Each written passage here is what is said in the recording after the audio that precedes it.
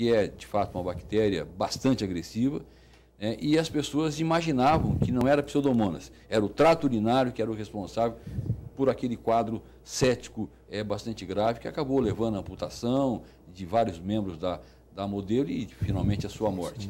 Como é que está a infecção urinária, Emílio? Ela continua assustando, né? Ela assusta menos quando a infecção é na mulher, né? Quando é uma infecção casual, mesmo que repetitiva, né? Ou ela causa uma preocupação maior apenas e tão somente quando é uma infecção diagnosticada ou adquirida dentro do aspecto, do espectro hospitalar? A infecção urinária é um problema, sempre foi problemático, mas graças a Deus esse tipo de caso que aconteceu com essa modelo e com mais algum outro que a gente ouve relatar, não são tão frequentes. Mas, a grosso modo, a gente divide essas infecções urinárias em complicadas ou não complicadas. Não complicadas é quando ela não está associada a nenhum fator, como cálculo, tumor, alguma doença congênita, uma obstrução no rim, um cálculo dentro do parênquima renal, ou um cálculo de bexiga, ou um paciente que tem uma bexiga neurogênica, que a bexiga não funciona bem e deixa lá um resíduo urinário, isso também facilita as infecções. Mas é importante a gente saber que na mulher, a gente sabe que pelo menos uma vez na vida, 50% das mulheres um dia vão ter uma infecção urinária. Então é um número assustador.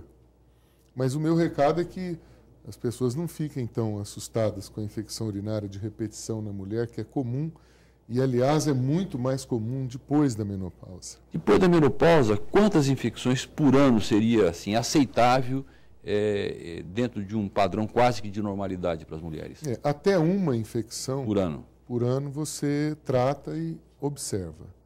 Acima de uma infecção, aí você deve fazer quimioterapia profilática, que essa quimioterapia não é a quimioterapia do tumor, é um remédio que você usa que deve limitar o número de infecções urinárias e funciona muito bem. Ainda voltando a esse quadro dessa modelo, é preciso deixar um recado também para a população que, infelizmente, no Brasil, o uso do antibiótico é indiscriminado.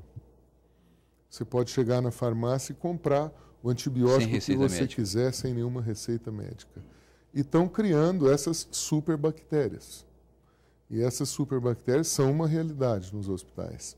Emílio, vou aproveitar esse gancho da superbactéria, do uso indiscriminado de antibiótico e, sobretudo para mulheres, é bastante comum que você faça a chamada terapia minuto ou dose única, que de fato pode curar o processo, mas é muito mais provável que ela desenvolva aí floras mais resistentes. Como é que você encara isso?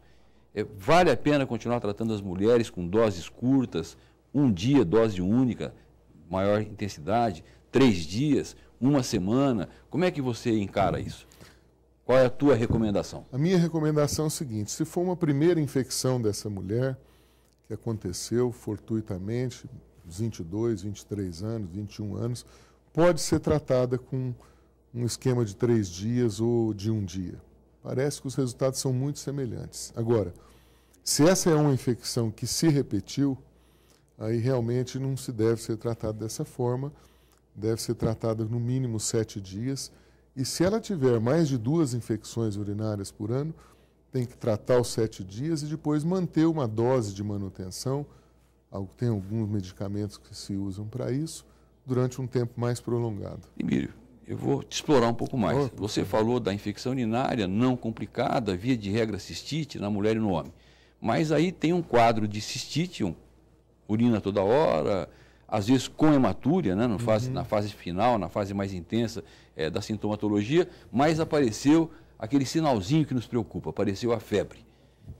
O que já deixa, pelo menos o urologista, suspeitando de que a infecção, primeiro, não é tão simples, e segundo, não está restrita à bexiga. Perfeito. Como é que você vê esse tipo de sinal? Isso faz com que a nossa conduta deva mudar?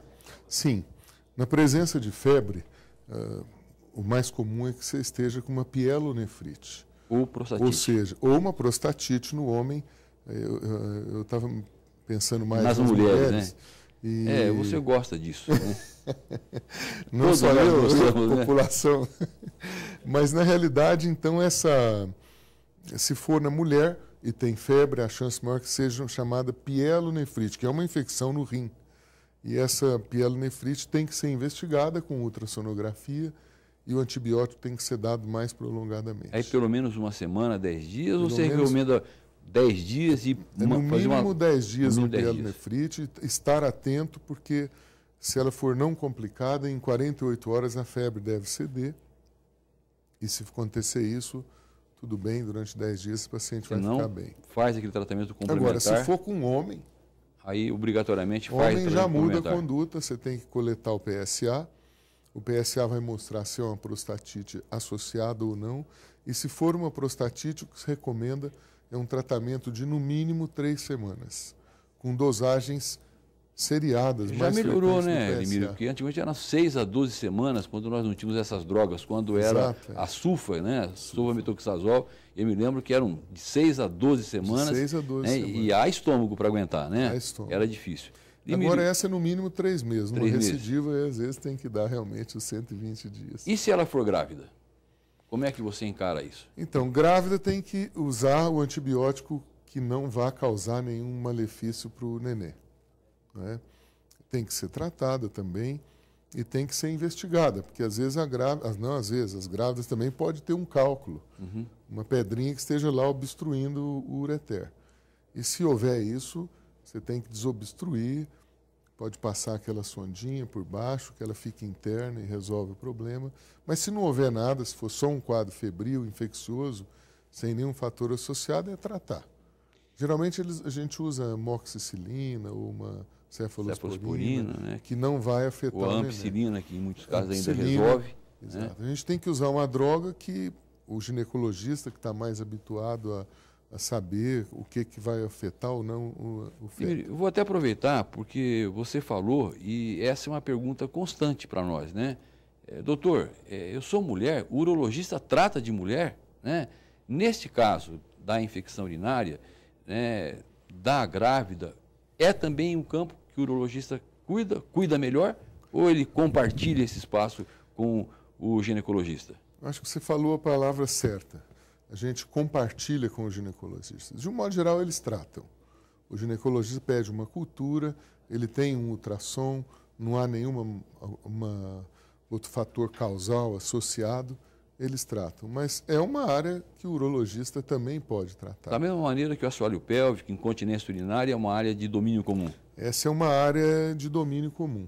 E é melhor operar o urologista ou é melhor chamar esse grupo, como temos lá no servidor público, um grupo para assoalho pélvico, para colocar na mesma sala o urologista, o ginecologista e, às vezes, inclusive, o proctologista? Olha, aproveitando esse gancho aí, só antes eu vou falar uma coisinha que eu acho que é importante. O urologista trata do quê? Ele trata do sistema urinário e genital masculino. E trata do sistema urinário feminino. Então, tudo que se relaciona a rim, ureter, bexiga, o urologista, a uretra, é um campo do urologista. Então, a gente trata, sim, de muita mulher com cálculos, tumores renais, tumores de bexiga. Agora, em relação a essa chamada, que aliás tem um nome, a gente cria esse grupo, um grupo de assoalho pélvico, ou então tem outro grupo que chama grupo de uroginecologia, porque é uma área... Eu valorizo muito, porque eu tenho uma filha que faz isso, né? Muito competente, lá no servidor, especialista nisso. Isso. Bem orientada por vocês. Não, ela, além de tudo, é um excelente profissional. E, na realidade, eu acho que tem que ser um grupo multidisciplinar. Você precisa de um proctologista, porque são frequentes as quedas do reto na mulher, a queda da bexiga, que o ginecologista está habituado a tratar, e o urologista também. Você, como urologista, sabe que há alguns anos atrás, o ginecologista operava a mulher de incontinência, ela perdia urina, ela ficava boa um tempo, depois voltava a perder, e no fim acabava vindo para o urologista tratar. Mas hoje isso mudou. Mudou, e eu entendo claramente por quê. Porque quem vê a mulher é uma paciente primariamente do ginecologista. E ela vai queixar para o ginecologista: olha, eu estou perdendo urina. Se esse ginecologista está habilitado a tratar dessa incontinência